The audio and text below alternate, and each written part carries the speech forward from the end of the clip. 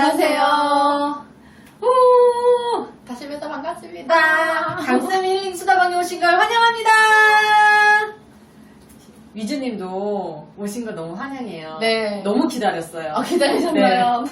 너무 재밌어가지고 네. 한 주 한 주 찍으면서 저도 많이 발전하는 것 같고 사람들 얘기에 의하면 피드백을 받는데 점점 나아지고 있다라는 얘기를 많이 들었거든요. 위즈님은 어떠세요? 저는 댓글이 많이 달렸어요. 생각보다 댓글이 많이 달렸어요. 어몽해줘서 너무 감사합니다. 네. 감사합니다. 네. 그래서 댓글이 많이 달려서 점점, 그러니까 네. 뭐 남들 마음도 엄청 많이 달린 건 아니더라도 그래도 점점 댓글이 많이 네. 달리는 거 보고 왠지 더 재밌고 음. 자꾸 보게 되고 그 댓글 다시면 좋아요 막 누르고 있고. 그 좋아요 중에 한 명이 위즈님이셨군요. 네, 댓글 아. 좋아요 제가 이렇게 하트 이렇게 눌러드렸어요. 네. 누르신 분들 네. 기억하세요? 아무튼 재밌습니다. 네. 앞으로도 저희가 또 발전을 한다면 정말 저희 10만 구독자 갈 수도 있으니까 이탈하지 마시고 네. 계속 봐주세요. 그러기 위해서 저희도 좋은 생각, 멋있는 생각 열심히 하도록 열심히 하겠습니다. 하겠습니다. 오늘 이야기할 내용은요, 저희 예고편에서도 계속 나왔는데, 효녀 심청입니다. 제가 이거를 고른 이유는, 옛날이랑 지금이랑 효의 기준은 달라졌지 않았을까라는 생각도 있었고요. 우리가 그 효에 대해서 한 번 더 생각을 해봐야 되겠다라는 생각에서 이 텍스트를 고르게 되었습니다. 위즈님도 한 주 동안 있으면서 생각 많이 하셨나요? 저 일단 주거리를 안 해도 될 것 같아요. 지난번에 그 자체편이 싹둑싹둑 괜찮은 것 괜찮았어요? 같아요. 네. 오늘 한번 해볼까요? 싹둑싹둑! 줄거리는 다 아는 관계로 넘어가도록 하겠습니다. 네. 저는 효에 대해서 생각을 하면서 제가 현재 하고 있는 부모님한테 하고 있는 효가 어떤 효과가 있고 그 다음에 내가 우리 아이들한테 받고 있는 효가 뭔지 준비하면서 자꾸 생각하게 되더라고요. 그러니까요. 네. 저도 다시 한번 생각하는 계기가 됐었던 것 같아요. 그래서 바로 저희 질문 들어가 보도록 하겠습니다. 여기에서 주인공들이 몇 명 나오는데 스님이 있고요. 그 다음에 심청이가 있고 신봉사가 있고 뺑덕 어멈이 있어요. 근데 우리가 그동안 스님에 대해서는 많이 생각을 안 해본 것 같아요. 우리가 생각했을 때 스님이라면 정말 뭔가 도와줄 것 같고 하지만 그래서 제가 한번 골라봤습니다. 첫 번째 질문, 스님의 존재는 무엇이었을까요? 스님 스님은 네. 제 생각했을 때 되게 나쁜 사람이에요. 정말 나쁜 사람이에요. 눈뜨게 해줄 수 있는 키를 가지고 있는 사람 아닌가요? 또 이거 스님은 진짜 나쁘지 않아요? 어떤 의미에서 분명히 300석을 바치면 눈을 뜨게 해주겠다라고 하는 약간 희망 고문 같은 거? 그거 아세요? 300석의 가치가 얼마나 되는 줄 아세요? 정확히 모르겠는데요. 300석이 진짜 어마어마하거든요. 300석이 이게 키로로 하면은 몇천 키로가 되고 그게 와. 돈으로 가치를 했을 때 1억 원이 넘는 돈이라고 하더라고요. 와, 그때 당시면 엄청난 거네요. 그때 현재 기준으로 1억 원이면은 그때 와. 당시에 장님의 생색도 초라한 사람한테서는 엄청 많은 돈인 것 같은데 근데 그런 사람한테 300석을 내면은 눈을 뜰 수 있다라는 말을 한 거는 정말 희망 고문이라는 생각이 들기도 하고 네. 그 다음에 왜 이 스님은 정말 돈도 뭐 내지도 못할 사람한테 왜 이런 이야기를 했을까 곰곰이 생각해 봤거든요. 또 저희 작가들 계시죠? 참고 저는 작가 아닙니다. 누가 나한테 작가냐고 물어보더라고요. 전지적 작가 시점이 네. 반응 좋아지고 있어요. 예. 작가 아니고 공대 나오죠. 여튼 저희 작가들 계절을 생각했을 때 이 상인들이 사람을 한 명 사는데 300석이라는 큰 돈을 내는 거거든요. 근데 뭔가 이렇게 물건을 사고 팔고 할 때 이윤을 남겨먹는 사람들이 상인인데, 근데 그렇게 많은 돈을 투자할 가치가 있는지 그때 당시로는 고민스럽거든요. 그래서 제가 생각했을 때, 스님하고 상인들하고 짠 거 아닌가. 짜서 이 신봉사한테 이야기를 하면 신봉사가 사실은 처음부터 심청이를 노린 거지. 웬일이야. 왜냐면은 천유를 제물로 바쳐야지만이 이 바다를 안전하게 건널 수 있다는 그 뱃사람들의 미신이 있었기 때문에 맞아요. 적절하게 처녀가 누군지를 물색을 해서 그러지 않았을까요? 그래서 완전히 그 포레스트 검프에 갑자기 걷는 그 사람을 보는 듯한 그 느낌이에요. 스님을 보는 제 느낌이 지금. 그래서 그런 거 아니었을까? 혹시나 그런 그 스님하고 둘이 짜가지고 네. 저리다 그거 맡은 척하고 근데 그 나중에 그거를 돌려받고 일부는 스님한테 줬겠죠. 그러니까 그 신봉사랑 심청이가 믿게끔 해서 그러니까 어떻게 보면 신봉사 눈도 안 떠졌잖아요. 그러니까요. 받쳤으면 실제 진짜였으면 받쳤으면 눈을 떠야 되는데 눈을 뜨지 그러니까 저도 그게 않았으니까. 의문이었어요. 빠졌는데 눈을 못 떴어. 응. 그러면 여기서 스님은 이거로 사기꾼? 이 되는 건가요? 그러니까 아무튼 상인하고 짜고친 고스톱이자면 정말 비싼 돈 정말 그 정도 많이 남길까요? 진짜? 안타깝다. 옛날에- 그게 사실이라면 정말 안타깝네요. 네. 사기꾼한테 당한 이 착한 두 모녀가 당했네요. 그러니까 그러지 않았을까요? 이렇게 세상 전지적 물정- 작가 시점으로 봤을 때 사기꾼을 볼 수 있다. 네, 일리 있는 말씀이십니다. 왜 심청이는 고양이 300석에 그게 진짜 효라고 생각하고 자신을 희생했을까요? 진짜 조금 어이없기도 한 것 같아요. 자기의 목숨을 바칠 수 있다 효를 위해서 정말 마음이 정말 착한 사람 아니고서야 그렇게 할 수 있을까. 부모 입장에서는 고맙기도 할 수 있을 것 같긴 한데 우리가 생각해 볼 때 이것이 진정한 효였나와 함께 심청이는 그것이 왜 효라고 생각하고 뛰어들었을까잖아요.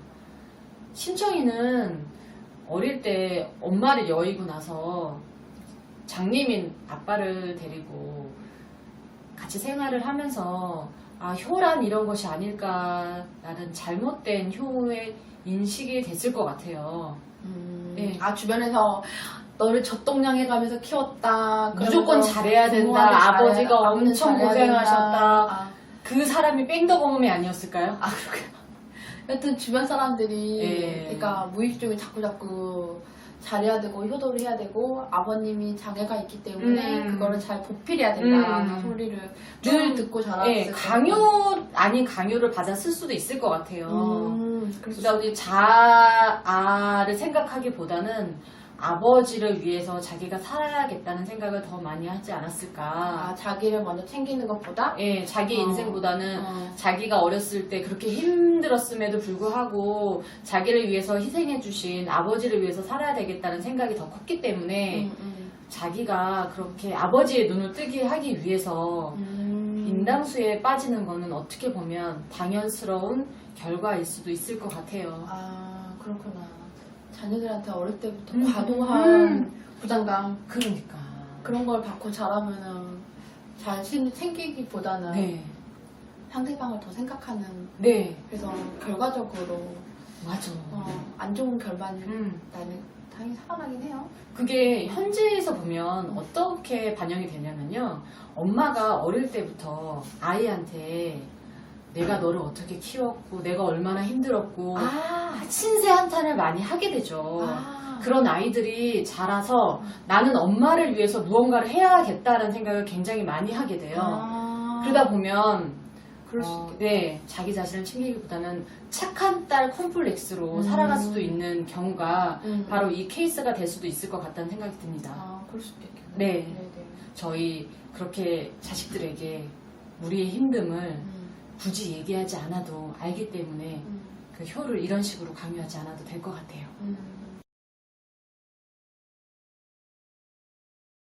근데 여기서 장님의 의미가 뭘까요? 왜 작가는 왜 하필 신봉사를 장님으로 음. 설정했을까요?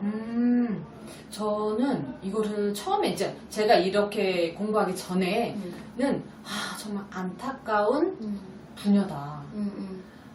상황을 이렇게 어렵게 만들어서 우리들의 마음을 더 공감할 수 있게 심청이가 치근하게 느끼고 치근하게 느끼고 그 다음에 이제 해피 엔딩으로 끝남으로 해서 우리들의 마음을 좀 더 이렇게 권성징악 같은 느낌으로 가는 게 아닐까 생각을 했었습니다. 많은 사람들이 그렇게 생각을 할 것 같아요.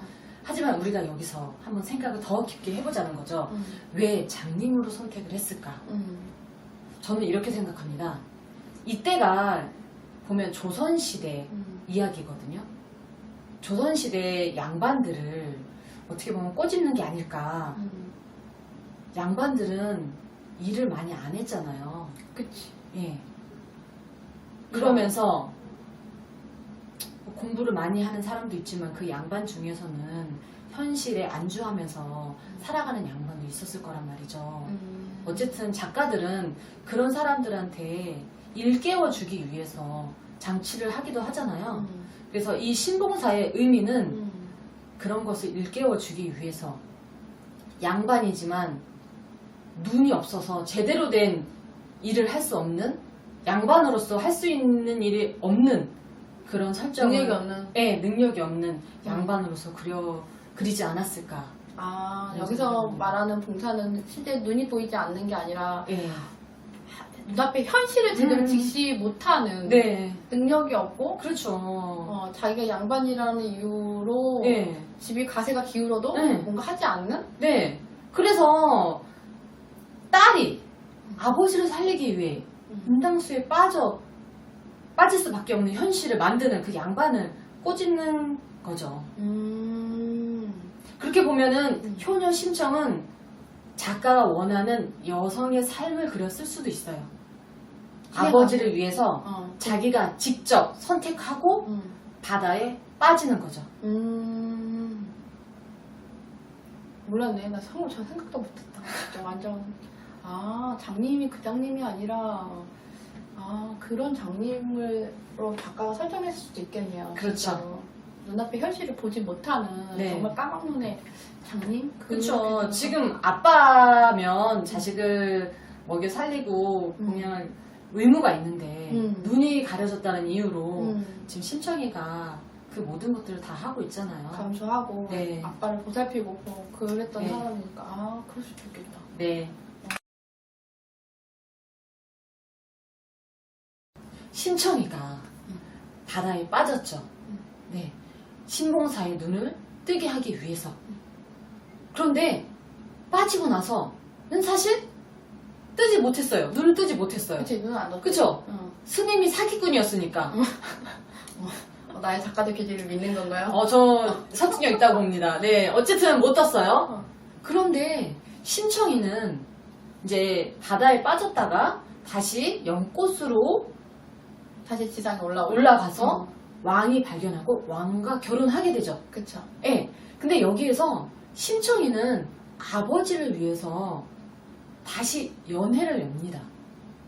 장님들만. 예, 장님들을 위한 연회를 연애를. 여는데 심청이가 분명히 빠졌을 때는 아버지가 눈을 뜰 수 있다는 믿음으로 빠졌잖아요. 근데 연회를 열었다는 것, 그것도 장님을 위한 연회를 열었다는 것은 그거를 아버지가 눈을 뜨지 못했다는 것을 알았다는 거죠. 그치. 그런데 심청이는 어떻게 알았을까요?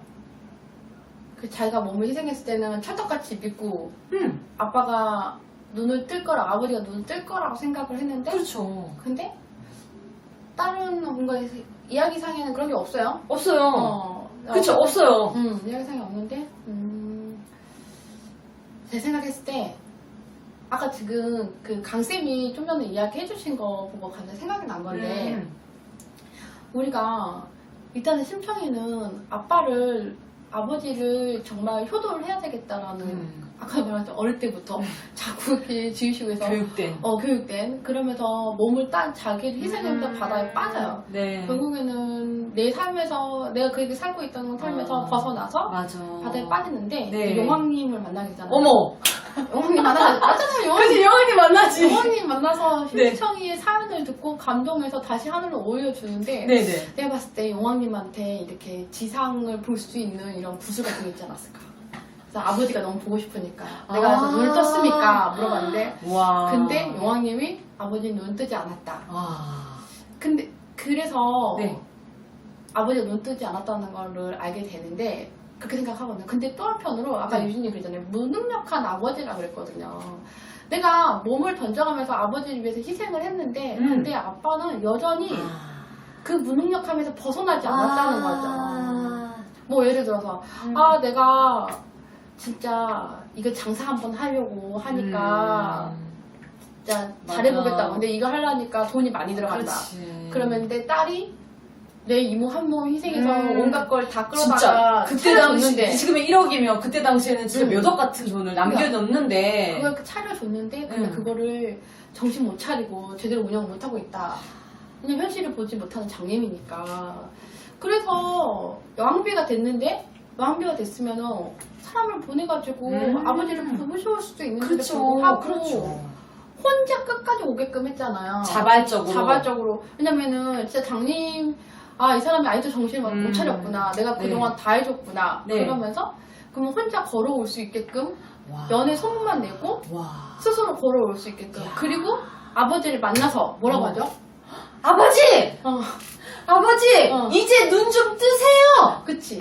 아버지 눈을 뜨세요라고 이야기를 하는 거 보면은 야. 어쩌면 그 눈이라는 게 네. 이제 현실을 좀 똑바로 보고 좀 직시해서 정신 차리고 정신 살아라. 차려라. 그런 이야기를 해서 안 간 아닐까. 그러니까 내 삶에 그동안 그 삶을 살고 있을 때는 부모님을 봉양하고 이게 정말 진정한 효라 생각하고 했을 때는 몰랐지만 진짜 삼자 입장에서 한편을 이렇게 떨어져서 걸어가가지고 자기 삶을 보니 무조건 퍼서 다 해줬더니 여전히 아버지는 정신 못 차리고 현실을 보지 못하는 장님인 거 알고 네. 이렇게 한 건 아니었을까. 그러게요. 네, 그래서 그런 것 같아요. 용왕님은 주변에 다른 사람 누군가에게 현실을 말해주는 사람. 말해주는 사람 그런 사람이지 않을까. 가끔 그런 거 있잖아요. 너답지 않게 왜 이래? 이러면 나다운 게 뭔데? 그러니까 남이 정말 조언을 해줄 때 귀담아 들을 줄 알고 좀 되돌아봐서 생각할 줄 아는 것도 상당히 중요한 것 같아요. 그래서 여기서 또 생각할 수 있는 부분이 우리가 자식한테만 주는 거를 또 생각했다면 자식이 우리를 봤을 때 어떻게 볼 것인가 그것도 우리가 한번 생각해 볼 포인트인 것 같습니다. 네. 네, 저희가 이렇게 또 새로운 질문으로 효녀 심청을 달아보았는데요. 어떠셨어요? 저는 오늘 새로운 사실을 알게 된 거. 스님이 사기꾼이고. 아빠 신봉사의 장님이 그 장님이 아니라 현실을 보지 못한다는 그런 장님. 이런 새로운 접근 되게 신선했고 재밌다는 생각이 들었고요. 그리고 또 효녀 심청에 대해서 네. 그냥 마음씨만 착한 여리고 여린 심청이로만 봤다면 그렇게 보이지 않고 나중에 반전을 위해서 아버지를 일깨워주는 진정한 효를 한 심청이를 볼 수 있었습니다. 그래서 여러분들도 이렇게 전래동화나 책을 읽으시고 그냥 거기서 끝나는 것이 아니라 이건 왜 그럴까? 저건 왜 그러지? 한번 질문을 하면서 생각해 보는 것도 중요한 포인트가 될 수 있을 것 같아요. 그래서 오늘도 많이 즐거우셨나요? 즐거우셨다면 구독, 좋아요. 눌러주시고 눌러주세요. 저희는 다음에 또 재밌는 이야기로 샅샅이 파헤쳐 보도록 하겠습니다. 그럼 안녕히 계세요. 감사합니다. 힐링 수다방에 많이 놀러 오세요. 컴온, 컴온, 컴온.